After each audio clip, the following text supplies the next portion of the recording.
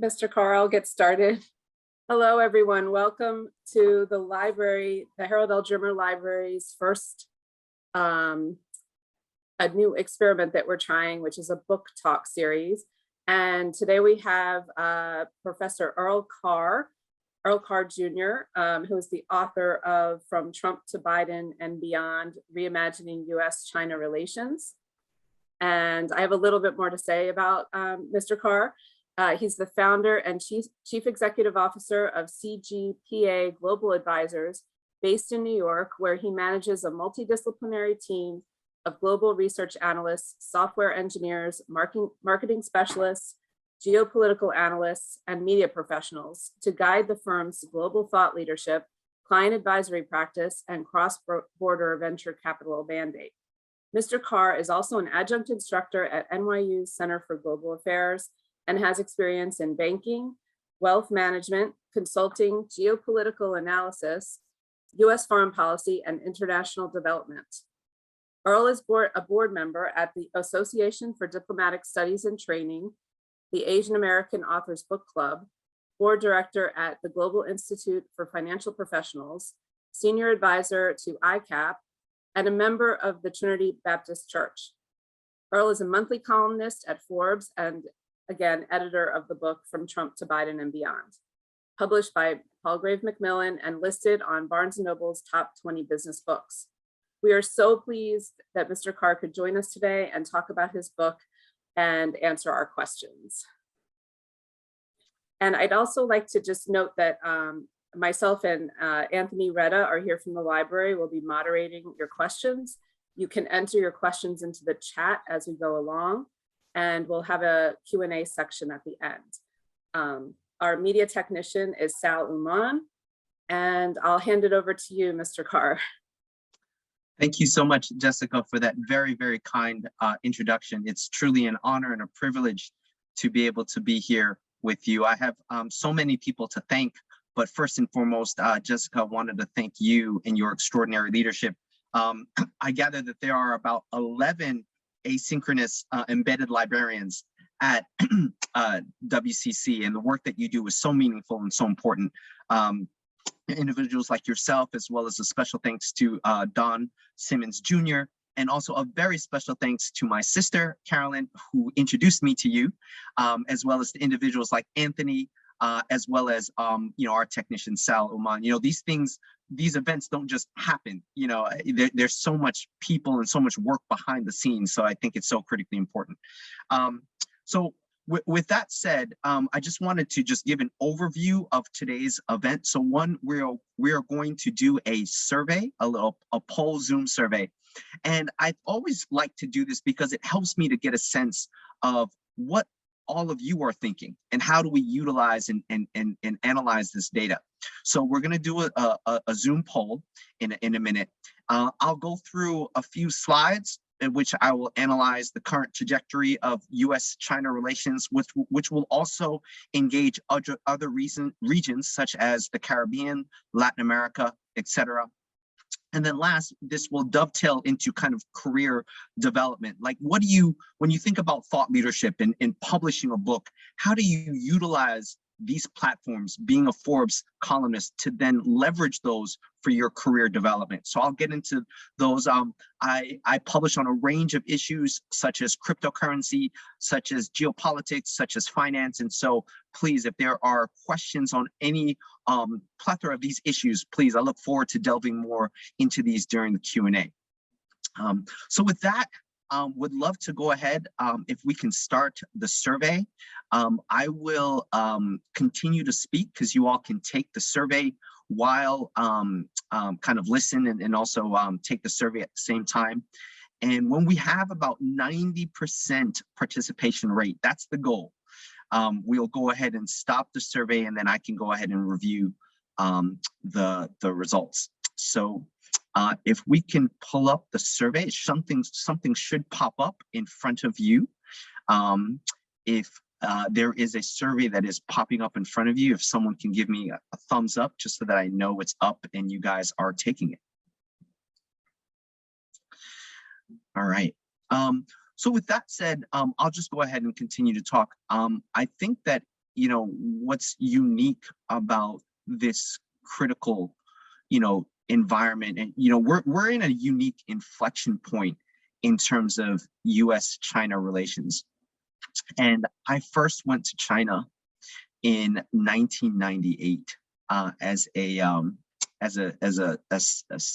studying abroad. And I think that what has always fascinated me is that China has always used parity with the United States, not only for the legitimacy of the Chinese Communist Party, but more importantly for China's own economic modernization. You saw this parity most starkly in the 1960s in the realm of nuclear parity. China strived and wanted to be a nuclear power. And currently, as of today, 2022, China has over 1,000 nuclear warheads in their arsenal.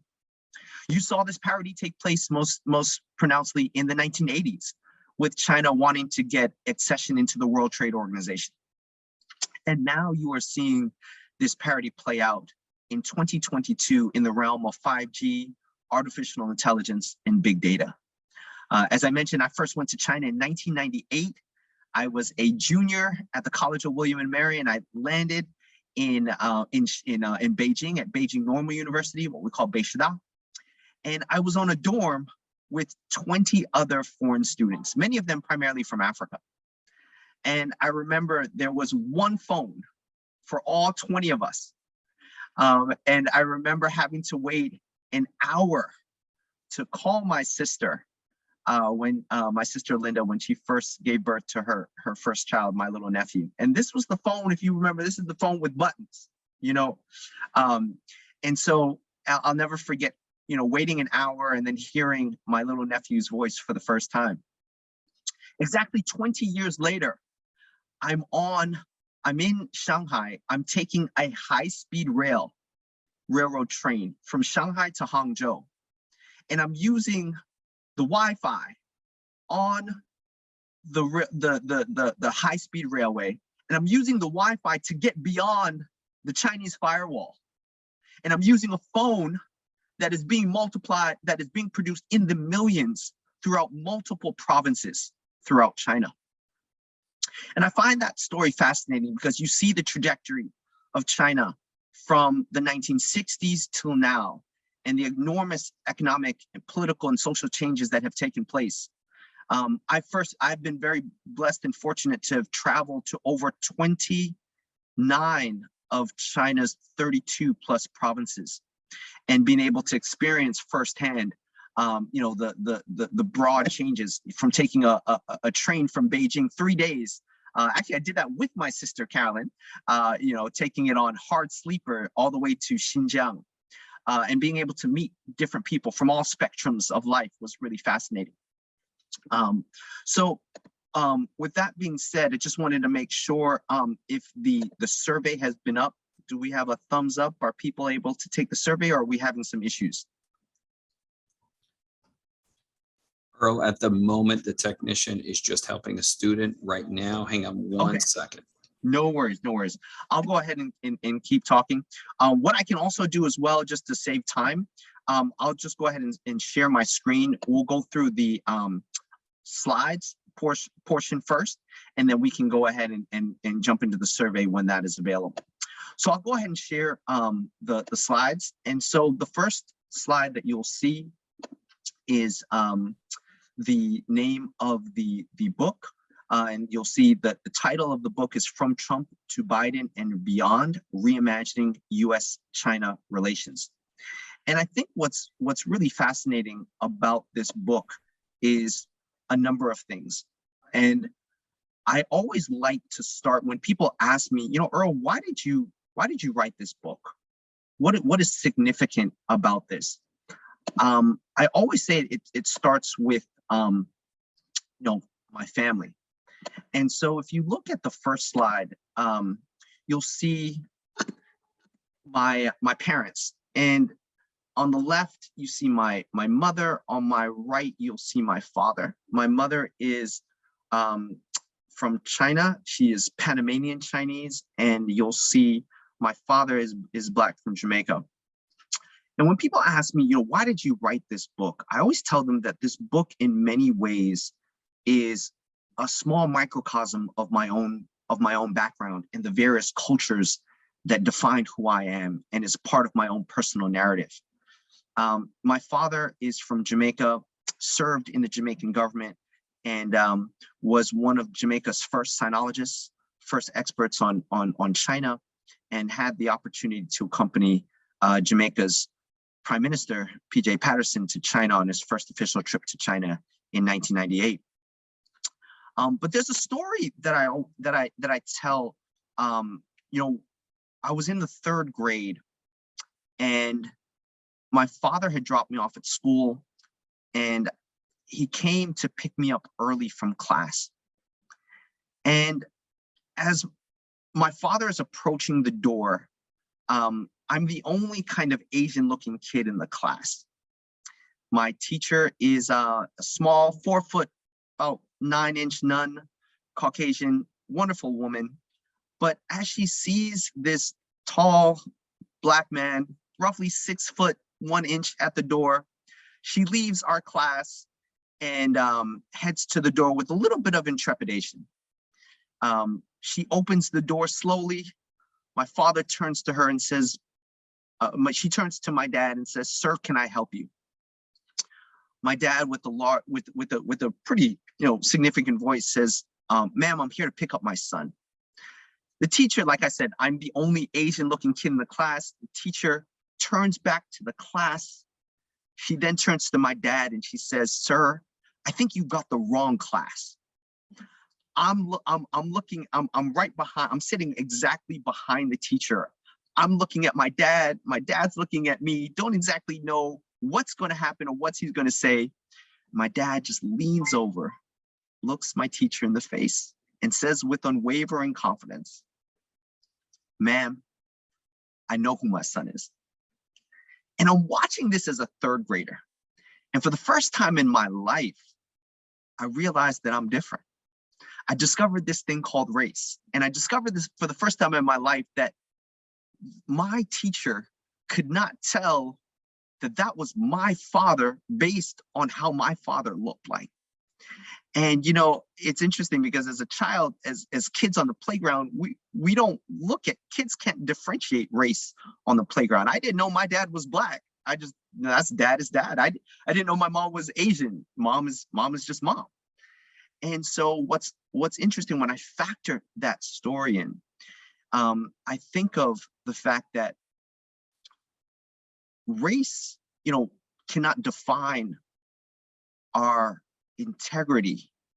Race cannot define our story, but it often impacts our perception of people.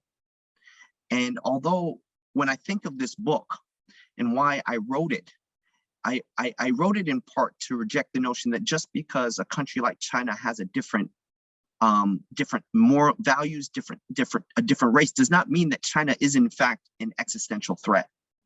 I'm reminded that when I first went to Japan in 2021, I was meeting with another student. We were talking about our experience of what it was like landing in Japan for the first time. And my friend, he's from the Midwest, Caucasian. He was telling me what it was like leaving his parents and his grandma at the airport. And they're hugging him, and his grandma gives him a big hug and then whispers in his ear just before he travels to Japan. And she says, "Honey, now remember, don't forget, they were the ones who bombed Pearl Harbor." And I'm thinking of these stories. And so when I think of the various cultures that define who I am, I think it's important to understand that and how that factors into this book. The book has altogether 10 chapters. There are 13 authors altogether, and it covers various regions from the Caribbean and Latin America to the Middle East and the Gulf states to East Asia. These regions are very important as we look at the current geopolitical inflection point that we're currently in. I always think it's important when we talk about U.S.-China relations to understand the landscape of China's economy. And roughly about 8% of China's population lives in what we call tier 1 cities. These are the largest, most developed cities, primarily known as Beijing, Shanghai, and Guangzhou. Roughly about 25% of China's population lives in what we call tier 2 cities. These are up and coming cities that are developing, such as Chongqing, Shenzhen. Then we have tier 3, tier 4, tier 5 cities. What's interesting to know, and what I really want to leave you, is that for the last 10 years, there have been more growth in the tier 2 and tier 3 cities than in the tier 1 cities. And most of the economic innovation that is coming out now are coming from the tier 2, tier 3 cities. I always think it's important to understand China's influence, not just from China's economic growth, but also from how China is able to project power and influence in other regions. I also I had the opportunity to travel to Jamaica recently, and as I was in Jamaica, the taxi driver pointed out to me as we were driving from Kingston to Mandeville, which is where my grandparents are from, and he showed me the largest bridge that is currently being constructed by the Chinese. And I think this bridge is important because it gives you a sense of the breadth and the scope of these large infrastructure projects that are primarily being invested by money lent by the Chinese and are part and parcel of China's Belt and Road Initiative. There are multiple what we call MOUs, memorandums of understanding, that are being signed by countries like Jamaica, Trinidad, Peru, and a variety of other countries in Central and Latin America. And you're also seeing agreements signed throughout Europe, Central Asia, Africa, and other regions of the world. Now, when you talk about China, I think it's also important to understand how do we look at China's economic development growth, but also both economic opportunities as well as challenges. Now, I look at a brand called Shein as a great example. Now, if you don't know the brand Shein, you are probably not a teenage or college girl, but this is the single most popular clothing brand amongst American female teenagers and college students in the United States, with almost, the company valued at between 15 billion to almost between 15 and 30 billion. And I think that, brands, Chinese brands such as Shein, reflect in many ways the great opportunity that there are and is with China. But at the same time, U.S.-China relations have always been defined by both opportunity as well as challenges. When we have significant challenge and there's more focuses on challenge, I think we do a huge disservice to our American business people living in China. You saw these challenges take place most starkly in the last administration, in which we saw a significant trade war. When there is a trade war between the United States and China, we do a huge disservice to our American farmers that see their goods slapped with significant tariffs. And we also play a huge disservice to the number of students, both American students studying in China, as well as Chinese students studying in the United States. There are almost 10,000 American students that study abroad in China, and that number, unfortunately, has been declining over the last few years. If we want more knowledge and understanding and exchanges between the United States and China, we need to be able to invest more resources and encourage more American students to study abroad. I'm a firm believer that when students go abroad, they come back changed. In the same way with Chinese students studying in the United States, there are over 290,000 Chinese students that study in the United States every year. And when they go back to China, they bring various perspectives, views, and that's so important for both the United States and China. When we get into the current, inflection point of where we are in U.S.-China relations, I find this tweet interesting. This is from Li Jianzhao, who is, think of him as the press and spokesperson for China's government.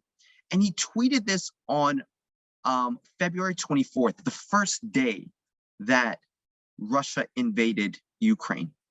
And I think this post is indicative of where we are in U.S.-China relations. I have never seen U.S.-China relations so low in my entire life. And I think that it's so important when we talk about both opportunities and challenges in the relationship.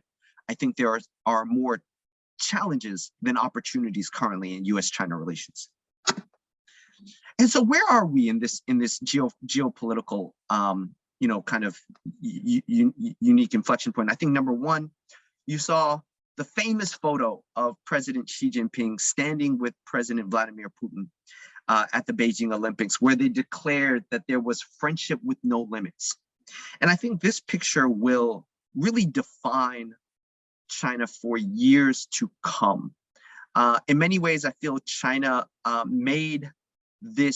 took this photo op, but in many ways, and there were clear notions that China, at least at the senior leadership, that President Xi was informed by Vladimir Putin that they were going to invade Ukraine. I think it's important because whether or not China understood the broader implications of that, we'll see what happened 48 hours later, where you saw clear limits on that friendship.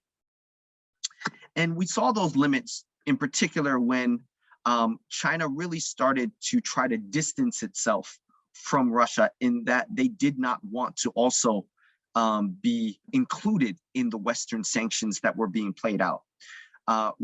China was very strategic in not utilizing its veto at the UN Security Council. And China has also been very clear in trying to be a person that is viewed as kind of ratcheting down tensions. They want to be appeared as kind of being a peace broker, being able to deliver humanitarian aid to Ukraine, but they do not want to be caught up in this kind of international Western sanctions that have hit Russia significantly hard. So what are the critical implications for Taiwan? There's so much, that you hear about, well, what's going on in Ukraine? How does that apply to maybe China wanting to engage Taiwan in some kind of military conflict? And I think that the two are very different, but there are some basic lessons learned. I think number one, if I was President Xi, watching what is unfolding in Ukraine right now, and seeing how the West reacted and was so fundamentally united, I would be having second thoughts on any type of military engagement of Taiwan.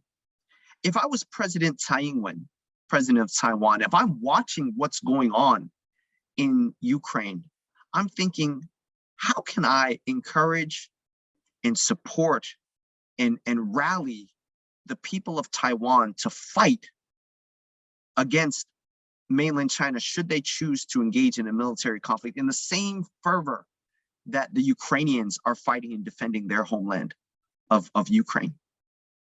And so I think there are a number of parallels that we can discuss, and I'm happy to get into more during the Q&A. But last, I wanted to talk a little bit about when we talk about foreign policy and what's going on in the world, and how is it fundamentally interconnected to domestic policy, and how does it fundamentally relate to people in the United States. I'm reminded of the late Madeleine Albright when she was asked, how do you want to be remembered in your life? And she turned to the reporter and she said, I want Americans all across the world to understand that our US foreign policy is fundamentally connected, interrelated, and aligned with domestic policy. And I think that as we continue to operate in a globalized world and community, I think that our students need to understand this and need to understand that the more that they can relate and engage globally, the more that they will be prepared for future challenges. So I think as I was thinking about career development and the skills and tools that our future leaders and future employers are looking for from the workforce, if I was a student now, what are the skills, what are the jobs that I'll be looking at? And so I'm putting this, and I will be providing these slides to Jessica. I've already provided to Anthony, and they can convert to a PDF and send to anyone who'd like these. But this is a fascinating report called The Work Ahead by the Council on Foreign Relations. And it really analyzes what are the skills that employers are looking for now. And you'll see clearly that qualitative technical skills in like computer scientists, web developers, engineers. You look at the salary and look at the demand of these skill sets. Also, look at the just in terms of big data, right? Like companies are increasingly hiring individuals that can understand how do we use data and paint a story and a narrative and make sense of numbers from a business sense. Now, I'll be the first to tell you I was never great with numbers. I took statistics in college and got a wonderful D that I was not proud of, but I realized that, you know, qualitative skills were not my strong suit, but I understood that I needed to continue to take some of these tools to be able to make sense of them in the future. And so I highly encourage, even if you're not good in numbers, even if you don't like qualitative type tools, taking a course in Python, taking some type of qualitative skills will help you irrespective of what career you go into. So these numbers are important because these are numbers that come directly from Westchester Community College. These were numbers that were given to the United States Census. So if you are looking at salaries, so if you are an undergraduate, just graduating from SUNY SUNY Westchester Community College, there's obviously a range of different salaries, but at the lower end, you know, one of the data points that has been shared is that in the first year, students, like I said, on the lower end of the pay scale, got a salary of roughly $33,270. Now, after roughly 5 years of being in the workforce, they were able to achieve a salary of $50,000. And after 10 years, they were able to achieve a salary of roughly $67,000. Now, these are numbers, like I said, that come from the United States Census, and they were provided by your institution. And what I also find is fascinating is when we look at the various industries and sectors that colleges are going into upon graduation. First and foremost, it's healthcare and nursing. My aunt was a nurse. She worked at Columbia University, and nursing is a very, very popular career to go into, particularly in the realm of global health. You're also seeing a lot of individuals going into logistics and warehouse, number 2. Third, you're seeing a significant amount of people going to IT. Number 4, sales. Number 5, engineering. 6, accounting and finance. 7, human resources and recruitment. 8, manufacturing.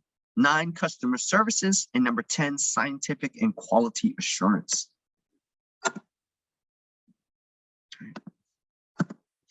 And when we look at the next slide, so that is the end of my presentation. And I don't know if we have the, I'll go ahead and stop sharing, but I don't know if we have the poll ready, but if we do, we can go ahead and share it now, or if not, I can go ahead and take Q&A. All right, here we go. We have the poll. So these are roughly 10 questions. Would love for all of you to take the questions. The first question is, how do you perceive China's economic engagement in the U.S.?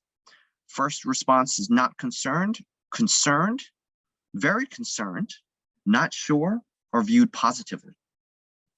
And we'll go into these later, but feel free to go ahead. The second question is, how do you perceive China's increased economic engagement globally? Not concerned, concerned, very concerned, not sure, or viewed positively. Question number 3. What issue are you most concerned about in U.S.-China relations? Potential conflict in the South China Sea or Taiwan? That's always a huge concern, as well as other regional concerns. Stealing of intellectual property and or cybersecurity attacks. Economic trade war, adversely impacting consumers. We saw this particularly during the Trump administration. Number 4, the rising popularism and nationalism in both the United States and China. Or 4, China's tacit support of Russia, which could involve U.S. and Western sanctions.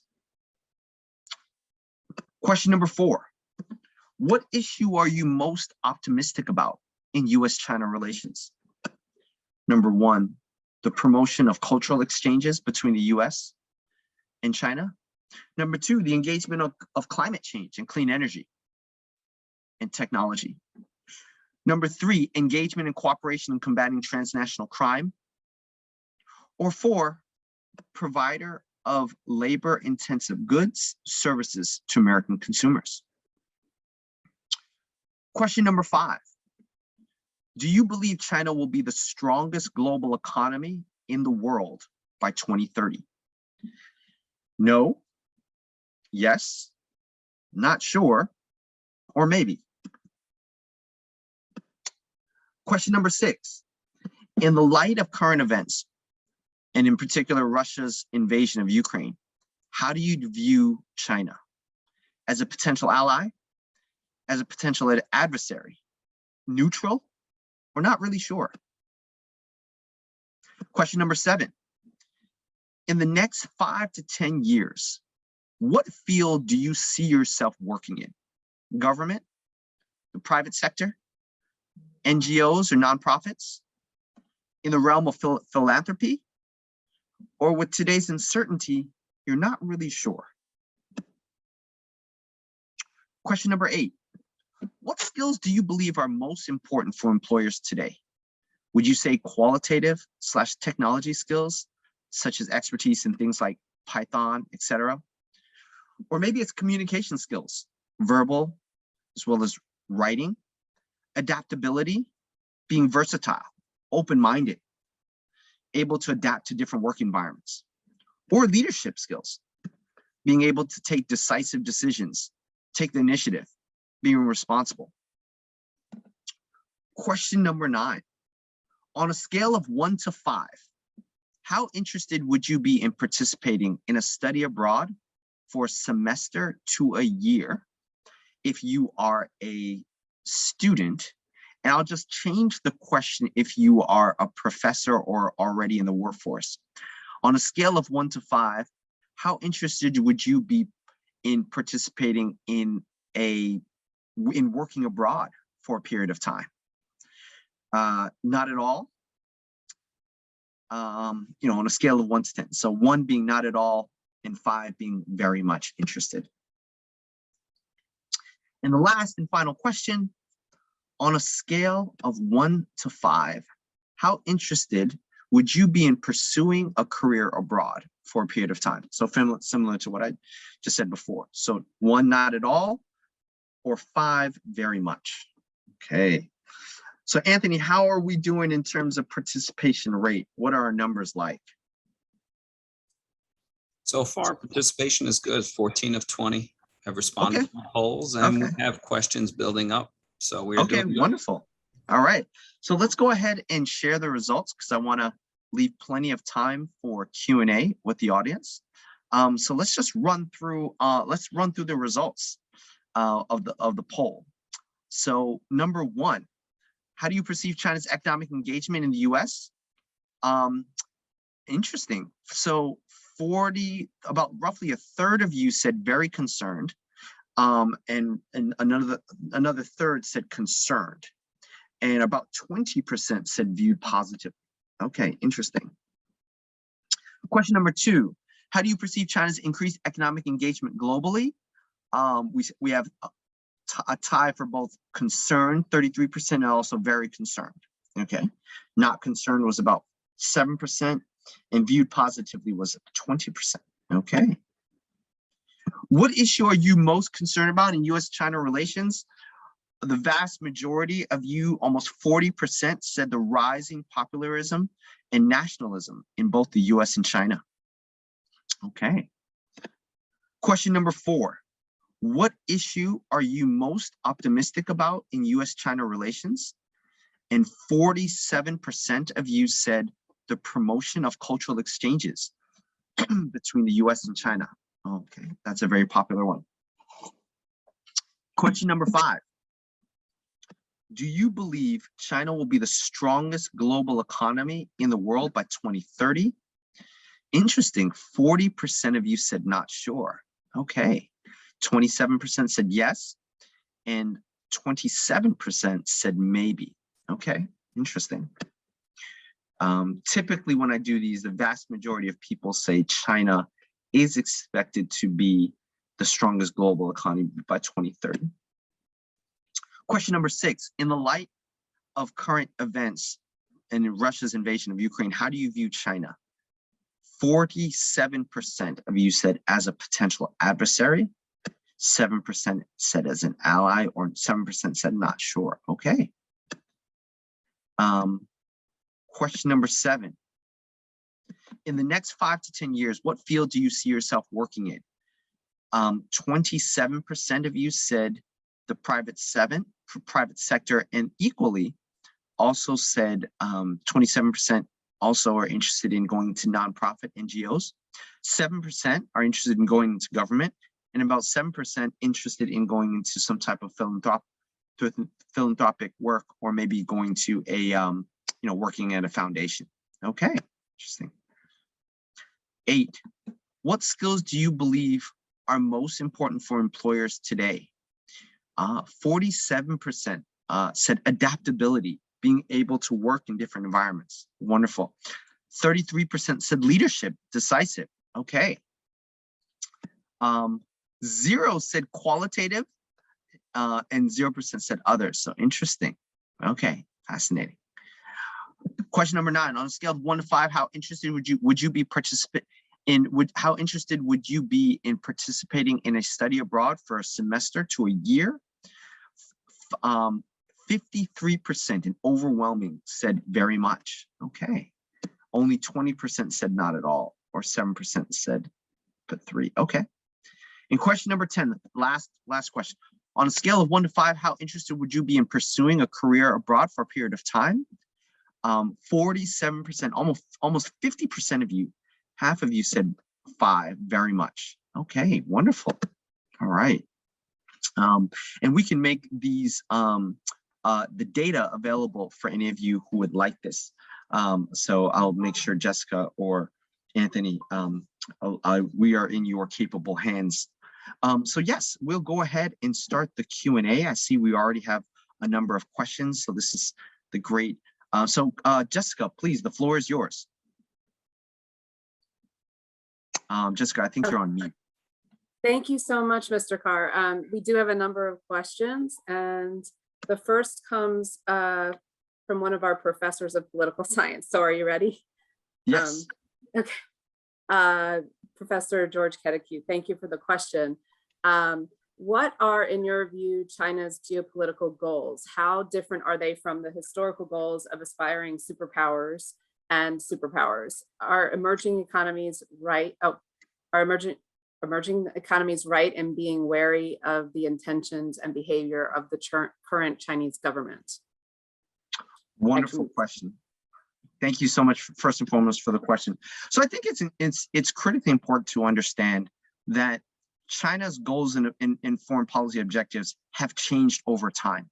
If you look at Chairman Deng Xiaoping, who, if you look at the first chairman of China, Chairman Mao Zedong, he was not afraid to essentially disband the entire Chinese Communist Party when essentially they opposed his goals and fundamental objectives. You saw this particularly starkly when in policies like the Da Yue Jin, in Chinese we call it the Great Leap Forward, or even policies that he made to essentially disband the entire leadership of the Chinese Communist Party.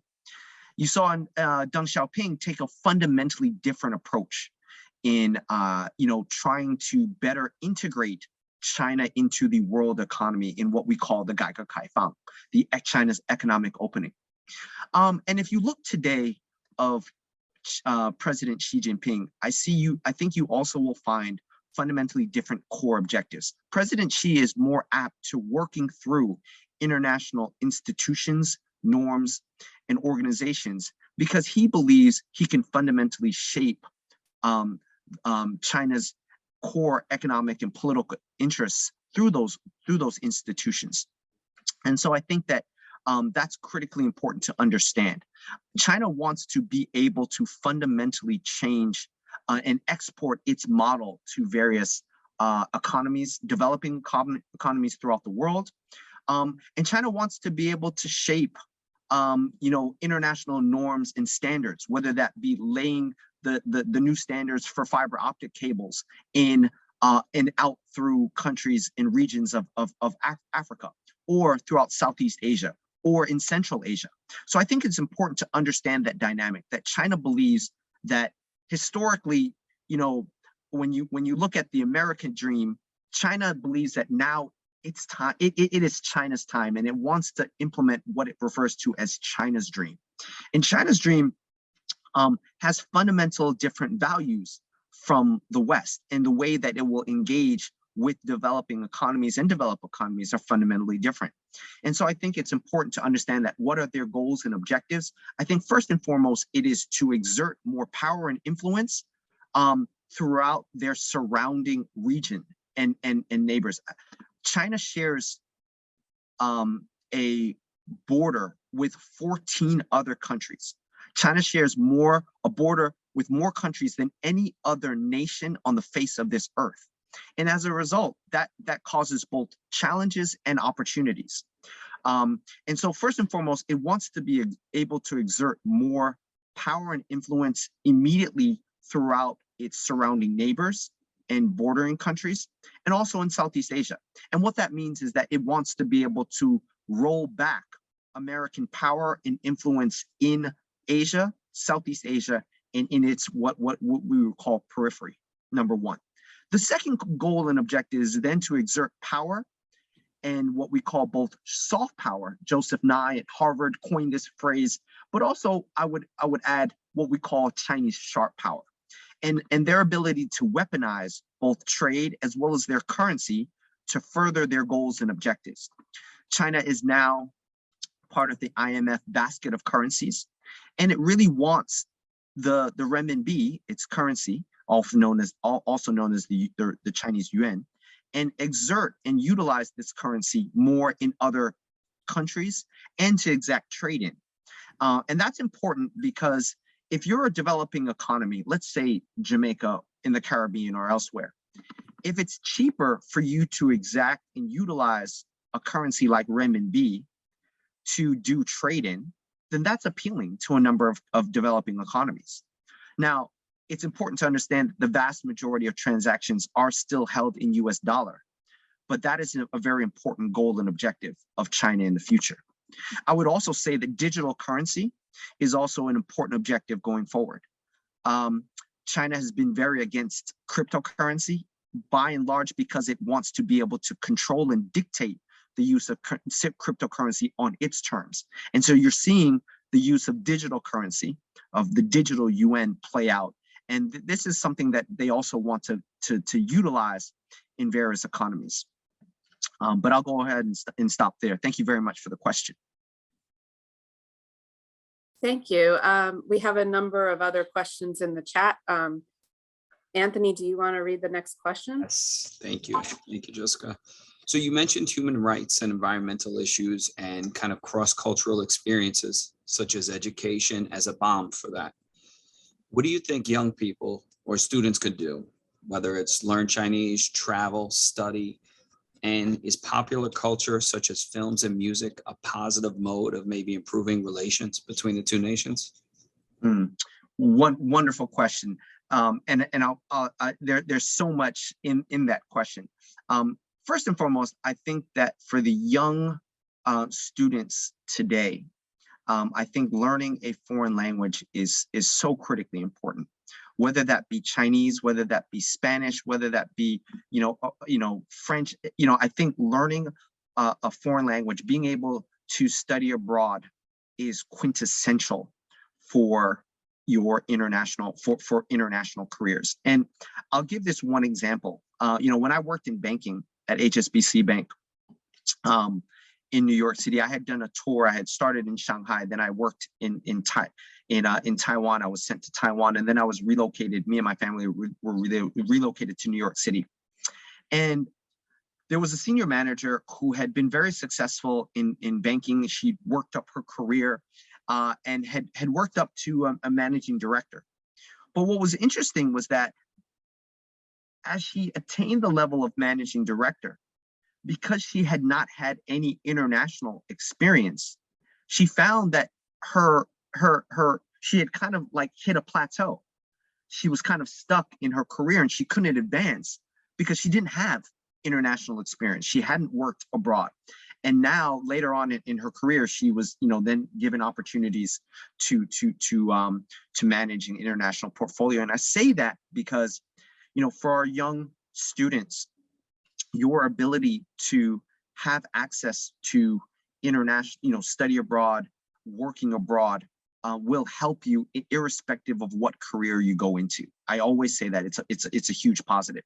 In terms of music and the arts, another huge way to better connect with U.S. and China. I'll never forget.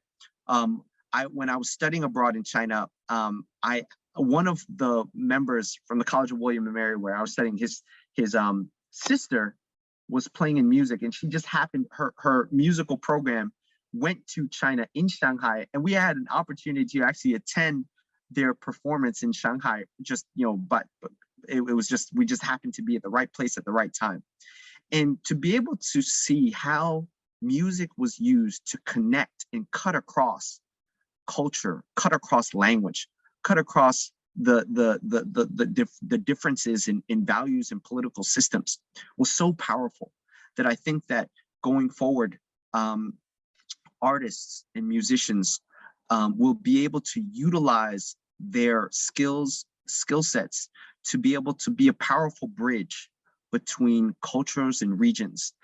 So I highly recommend that to be able to leverage those skills in an international context is so critically important.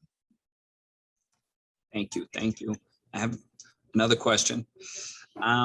For students, if a student is interested in maybe the career path you've chosen and how would they go about getting started? And if funding is maybe a barrier for them, are there any options as well that could alleviate that or help them in that journey? Absolutely. So I am a huge advocate when you are pursuing a study abroad to leverage all of the various scholarships that are at your disposal. I received a scholarship from the Freeman Asia Foundation, which was which was administered through the International Education Institute of International Education. There's also called the Boren Scholarship as well, which gives you a full scholarship. There are so many different scholarships, both at the state, federal, and local level, that are aimed to help American students study abroad. It's just your ability to be creative in uncovering those resources. So highly recommend you to look at some of the resources that I provided you. In addition, speak to your career center, speak to resources at your library with Jessica and the asynchronous embedded librarians. Make sure that you exhaust every single resource at your disposal so that you can leverage. I did not, I was very fortunate. I knew that in order for me to study abroad, coming from a single parent home, money was tight for me and my family, but I was able to be creative and uncover those resources. I'll flip the question in another way in terms of employment. So a lot of young students who are graduating, they have for some of them have to live at home for a period of time while they find they're navigating this trajectory of in their careers. And I asked one of my staff who's just recently graduated from undergrad, I said, what advice would you give to undergraduates who are going into the workforce? And he said something that I never forget. He said, Earl, when students graduate, it's not a matter of finding a job, right? They can find a job. We've all heard about the Great Resignation. So many, I was just sharing with Jessica and Anthony. NBC did this great special yesterday that they noted that since June, almost 4 million people every month have been resigning from various employers and either starting their own business or found jobs elsewhere. But what you often don't hear about is what's called as the Great Regret. And so NBC did this great story where they did a survey of almost 2,000 people, and 1 out of 5 people who resigned during the pandemic, and most of them were millennials, Generation Z, actually regretted resigning. So the grass is not always greener on the other side. So you want to be very clear if you're contemplating leaving your job, you want to think clearly through that process and really understand the motivations behind why you are resigning and leaving your job. Number two.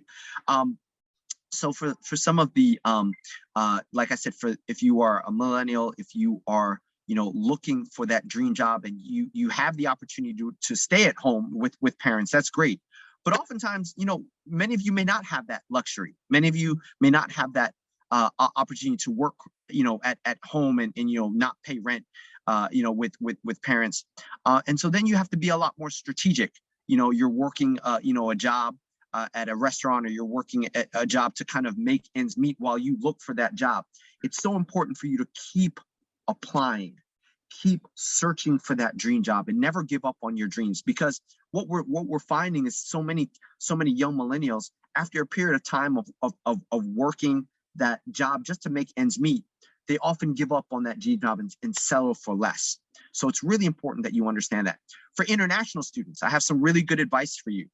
If you are an international student, it is so critically important to plan early. What does that mean? When you graduate from SUNY Westchester Community College, you have 2 months to then find a job to utilize your OPT, optical practical training. If you don't find a job in 2 months, you then will have to go back to your home country. And so the earlier you can do internships and probe for, an employer that can sponsor you and utilize your OPT to use for 1 year, the earlier you can plan for that, the better. Okay. Thanks, Anthony. And next question. Absolutely. Thank you for that. Thank you for that. Oh. Yes. I'm sorry. Did you have the next one? I had. Okay, go ahead. Yes. Yeah, absolutely. Yeah, go ahead. Mr. Carr, we had 2 questions on the relationship between China and the Caribbean islands. One asking what are the challenges and opportunities, and one asking about the MOWs, the Memorandums of Understanding between China and the Caribbean islands. Yes, it's a great question. And what I've found fascinating with China's engagement with a number of countries in the Caribbean and in other regions, whether that be Latin America or on the continent of Africa, is that China's been very, very adept and strategic in engaging these countries with a great deal of respect, with a great deal of fostering what I call a long-term relationship. Whereas oftentimes countries in the Caribbean or on the continent of Africa look at the way that the West and the United States have engaged primarily on a transactional basis.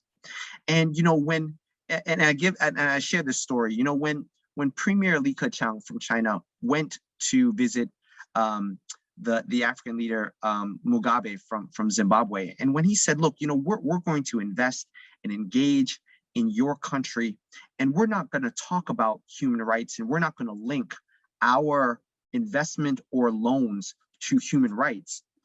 The leaders in Africa are like, you're talking our language, right? Because this is fundamentally different from what they're hearing from institutions like the IMF or the World Bank.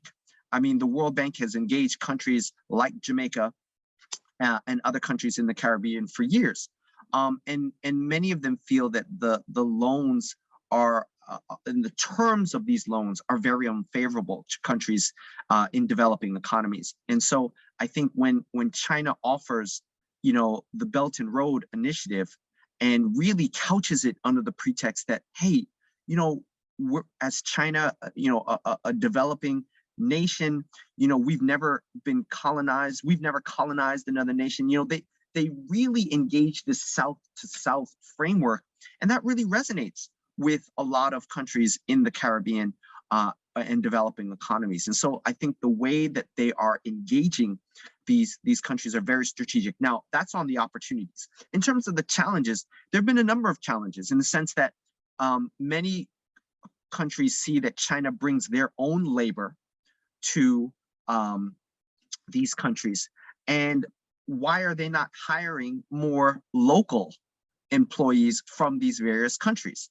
Number one. Number two, China's engagement in these countries has not always been altruistic. I remember speaking to my sister Carolyn, and she telling me when she lived in Malawi, Africa, that there were a number of chicken farms that were displaced by the Chinese, much to the ire of local Malawi farmers who found that this was very this form of discrepancy was was not all, they argued very much against it.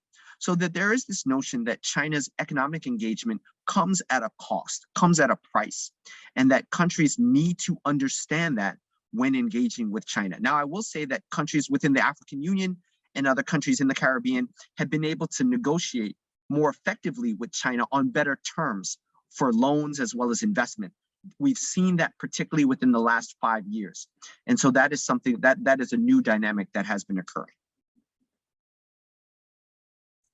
We actually have another question from a participant. What are your thoughts about Black American commerce organizations' relationships with mainland private industries in China? Oh, it's a great question. And I think that, it's great to see people like William Frazier on the call, who have a long, history and engagement, both living, working in countries like China. I think that it's critical. I recently met with the president of 100 Black Men. They have chapters throughout the United States. And when I spoke to Aldrin Enos, one of the things that they've just recently received is a 4.9 million earmark from Senator Schumer's office. And when I asked him, how do you plan to utilize those funds? And he said, Earl, I think one of the things that we really need is a better understanding of China and the opportunities there. And so we would love to be able to utilize some of that funding to take, members from the Black community to China to look at investment opportunities, business opportunities. And I think those types of exchanges are positive. I've met with a number of people from the Black community, African or Caribbean community. And, often they ask, how can, I'm an entrepreneur and I want to look at, selling my products to China through Alibaba and various other platforms. And I always tell them that it's a great opportunity, but at the same time, you want to go into, you want to do your homework and you want to understand the rules of how to do business in China, both culturally, because in many ways, understanding culturally the norms and the rules can actually help you more than actually understanding the language. I share the story of, we helped when I lived in Shanghai, the first Caribbean restaurant to open up and operate in China. And when you look at the colors of the Jamaican flag, yellow stands for the sun, black stands for the color of our skin, and red for the blood that was shed, during slavery. Those colors don't particularly resonate in Chinese culture. And so here we were starting this restaurant in Shanghai, and we supported it. We bought from it as much as we could. But what we found is that a lot of local Chinese were not buying and going into the restaurant often. And when we asked some of our friends Chinese locals, what is it about this restaurant, the food, the ambience, that is discouraging more people from going? And they said, to be very honest with you, the color yellow, what we call 黄色, is in Chinese culture often viewed as kind of like filthy. There's a cultural connotation with the color yellow. And we found that the colors that were being utilized at the restaurant were not really resonating with the Chinese clientele. So that's a problem if you're trying to start a business in China. So I think it's really important that if you are doing business in China or want to start some kind of business, you start with doing your homework and engaging people on the ground that understand the culture, that understand the business nuances of doing business in China. And I think that the Black community, the African diaspora, and or people from the Caribbean would be, it'd behoove you as you are engaging to understand and leverage some of those resources.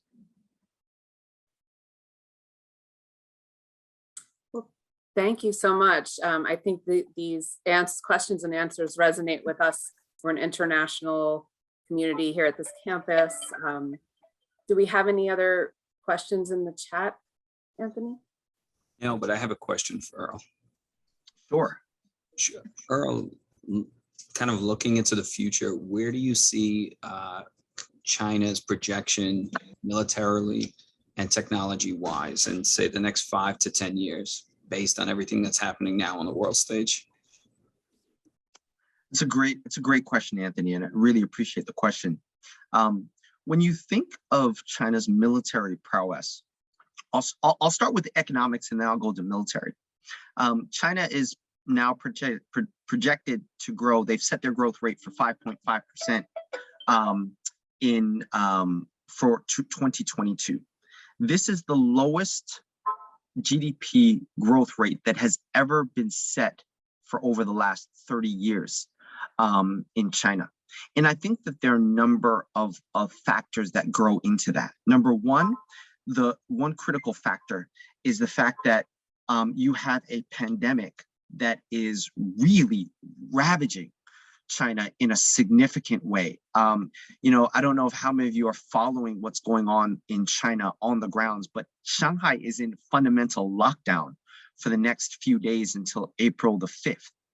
I never thought I would see that, given how early on in the pandemic China had implemented a number of draconian policies, what they call the zero COVID policy, to really mitigate a lot of the increasing cases of COVID. But now you're at a place where China is confronted with spiraling cases, something like even 15,000 plus cases per day. And the number and the data around that are even a little murky, right? We don't even actually know the exact extent to the number of cases, but you have a raging pandemic, number one. You also have historic drivers of growth that are now kind of plateauing. If you look at China's historic drivers of growth, one had been real estate, right? But then you had this huge case with Evergrande essentially Evergrande is a large real estate company, and they filed for bankruptcy. Now, what you saw in this case was a very interesting case of moral hazard. So China was confronted with this case with this company that said, "Hey, we're going under." Then they asked the Chinese government to bail them out and said, "Hey, can you bail us out?"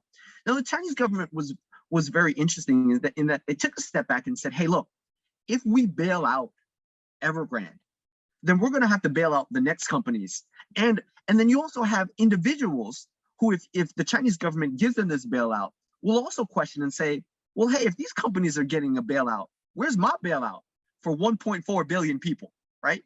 So I think that that's an interesting dynamic that we have to understand that's also impacting China's economic growth. On top of that, you also have coupled within that is the fact that China is facing one of the largest power outages that it's ever faced.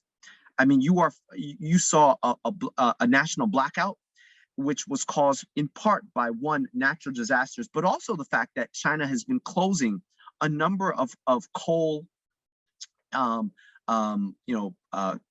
factories that are not in line with their environmental standards. And these are part and parcel of what President Xi's statements at the United Nations said, which that we are going to be on the forefront of being more in line with environmental standards. And so when you look at the compilation of these factors, these are going to have a significant impact on China's economic growth, both now, in the short term, mid and long term as well. And so, when I think of China's future economic growth, I mean, still 5.5% is still significant, compared to other developed economies. But as with any kind of growth trajectory, when you get to a level of growth, that growth as a developing or developed economy, that growth will slow. And so we have to understand that dynamic. In terms of, Anthony, in terms of your point in terms of military, China's military prowess and growth, I think that will continue to pay a significant threat to China's neighbors, in particular countries like India that fought a brief war with China in the 1970s over a territorial dispute over Ladakh. And so what are countries doing to hedge? Countries like India are joining multilateral frameworks like the Quad, which is comprised of the United States, UK, Australia, and Japan.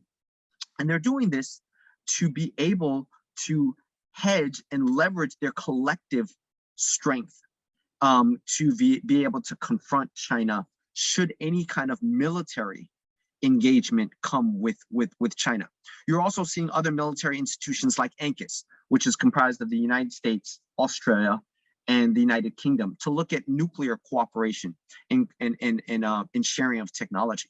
And so I think the compilation of all of those things militarily means that the United States is going to engage other countries to be able to confront China with any kind of military response going forward. Thank you. Thank you, Ron. Sure. Thank you. Well, thank you, Earl. If you don't mind, we'll lift the mute just for the last 5 minutes in case anyone was too shy to put it in the chat and they have a hand they want to raise.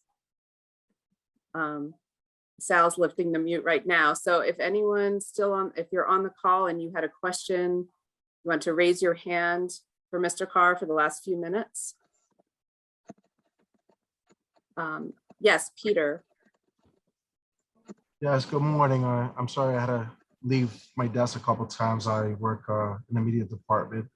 I wanted to touch base on cryptocurrency in China. Like, what are the feelings? So I'm not sure if you touched on it, but I know it's a huge topic. I know cash flow is big in China.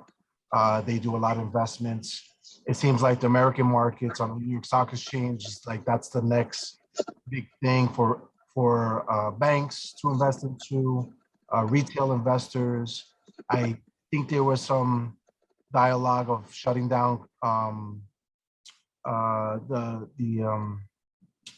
the mining for certain Bitcoins and so forth like that. So maybe you could just elaborate where you think that may go, how that affect policies internationally or locally, like what's going on.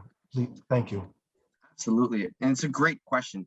And China has what we call, it's kind of flip-flop. There were times when many people felt that China was being more supportive or inclined to look at various aspects of cryptocurrency. But then most recently, you've seen policies being articulated by the People's Bank of China that made it very clear in other institutions that China is not going to engage in cryptocurrency, primarily because of their ability to control cryptocurrency first and foremost. Number one, China wants to be able to have full control over any kind of cryptocurrency that could, impact, a significant degree of its population and or impact its various institutions.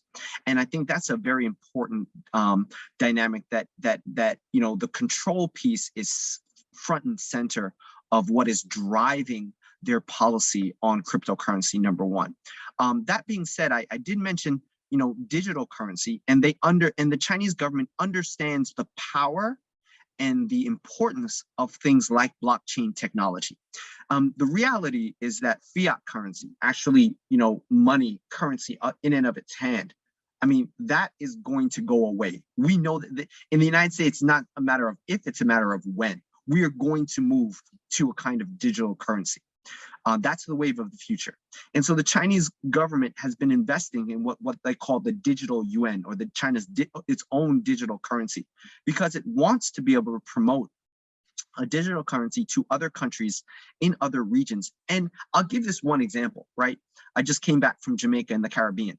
If you look at the various islands in the Caribbean, it doesn't make sense to have a bank on every single island when you have such a diverse and wide array of people in on so many different islands, right?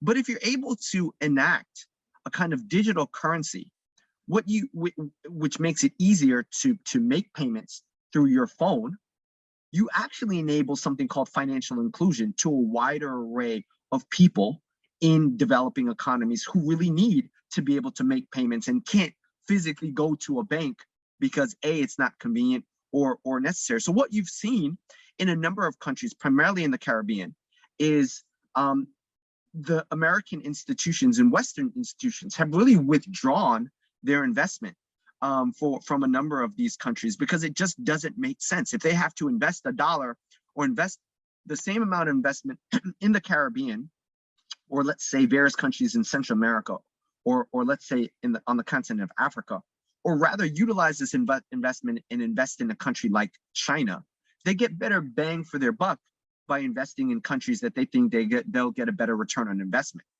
So with that being said, China sees this and it says, hey, look, if we can better promote our digital currency to other developing economies and enable them to transact in our currency that is cheaper than the dollar in certain instances, that's more advantageous and that helps our economy. So I think, to your question on cryptocurrency, it's something that is closely being watched, it's closely being monitored, and it's closely being controlled by the Chinese government. Thank you for the question. Thank you, Mr. Carr. It looks like we're about at the 10:15 mark, and I see several faculty members had to leave for their next class. They did leave glowing comments about how fascinating this was. I just wanted to also share that you've generously donated a copy of your book, and we have it at the library circulation desk on reserve. Anthony, do you have anything to add? No, and we also ordered another one too to have in the library. So again, that's going to be From Trump to Biden, Reimagining U.S.-China Relations. I want to thank everyone who came today. Thank you for spending some time with us. I want to thank Earl, most importantly, for this informative discussion. So timely, so informative, and thank you all for the feedback. And this wasn't possible without being supported by the Joseph and Sophia Abeles Chair for Library Sciences. So I want to include that as well. And there will be a recording of this. So if you missed any of it, you will be able to check it out. Our technician, Sal, thank you so much. And Jessica, thank you as well. Thank Have a you. good day, all. I had an interesting time. Nice to see you, Pete, again. Wonderful. Thank you so much. Yeah, Thank you so bye. much. Just have a good day, y'all. You too. Good seeing you, Earl. Thank you all. Good Be in seeing you, touch. man. Great seeing Bye. you, William. Hold down the fort in Shanghai for us. Oh, I'm holding it down, man. It's crazy, but it's Shanghai. Be safe, my friends. Take care. Always. Be in Have a touch. great Take day, care, everybody. Take care.